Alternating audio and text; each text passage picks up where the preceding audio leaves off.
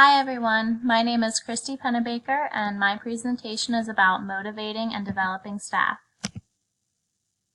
According to Sullivan, motivation describes factors that initiate and direct behavior. Motivated employees are more likely to be productive than unmotivated workers. What motivates you? This table shows the 6 determinants that affect job performance. According to this model, motivation and ability directly affect job performance. Ability being, how well are you able to do your job? Some things that could motivate us are benefits, compensation, career advancement, or our own personal achievements. I found a study while doing my research that was conducted to investigate how medical and nursing staff of the Nicosia General Hospital is affected by motivation factors and association between job satisfaction and motivation. The work-related motivators included job attributes, compensation, co-workers, and achievements. The results revealed that achievements turned out to be the #1 motivator, followed by compensation. Healthcare professionals tend to be more motivated by intrinsic factors. Motivational theories give us an idea of ways to influence employees to accomplish organizational objectives. Motivational theories can be classified into 2 groups: content theories and process theories. Content theories emphasize individual needs or rewards that may satisfy those needs. Content theories are not used as often because they do not specify what reward would motivate the individual or how important the reward is perceived. Process theories attempt to explain why a person behaves in a particular manner, and process theories emphasize how the motivation process works to direct an individual's performance. Some examples of process theories are the reinforcement theory, which in other words is like operant conditioning, which is associated with consequence. Consequences may be positive. The goal-setting theory, so it is not the reward that motivates us, but the individual goal itself. The expectancy theory, which emphasizes the role of rewards and their relationship to performance.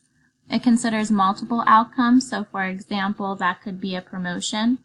It could be viewed as something positive, that you're being promoted to a higher level of management, but then it can also be viewed as negative because of the other responsibilities that are being taken on as well.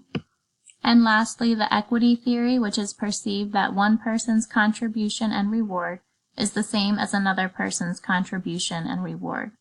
Contributions may be viewed as the ability, education, experience, and effort of the individual, and the rewards could be viewed as job satisfaction, pay, prestige, and other outcomes that are perceived as valuable.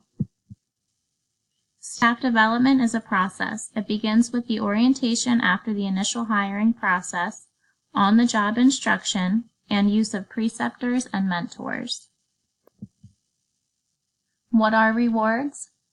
There are 2 types. There are intrinsic rewards and extrinsic rewards. Intrinsic meaning internal or coming from within the individual, taking pride and feeling good about a job well done, and progress. Intrinsic, also meaning external or given by another person. This could include healthcare organizations giving bonuses, a pay increase, benefits, promotions, or praise that we get from our coworkers. Orientation, also known as the training the new employee undergoes to become familiar with job expected tasks. Orientation also presents the opportunity to explain expectations of the job and to correct any unrealistic expectations the new employee may have. Unit-specific orientation checklist. This is something that I found while doing my research, but also made me realize I had this during my orientation as becoming a new nurse.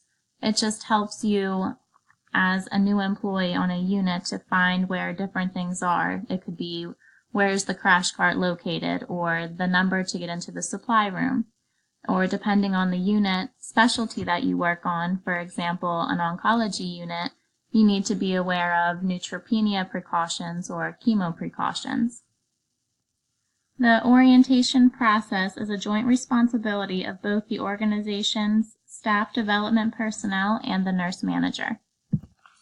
On-the-job instruction assigns new employees to experienced nurse peers to learn by observing the experienced employee and by performing tasks under supervision. The responsibilities of the experienced nurse would be that they're given the proper education, which would be a preceptor course. This individual would be selected based upon their ability and desire to complete this responsibility, and they also would need to provide close supervision to the new employee. The preceptor model is used because it provides the new nurse with an experienced nurse to confide in, ask questions to, and problem solve. The preceptor model also acknowledges staff nurses who are chosen to be preceptors as exceptionally competent nurses. Preceptorship lasts approximately 3 weeks, although this varies depending on the learning needs. As a new grad, you would probably anticipate being anywhere from 6 to 8 weeks of orientation with a preceptor. A mentor is a wiser and more experienced person who guides, supports, and nurtures a less experienced person.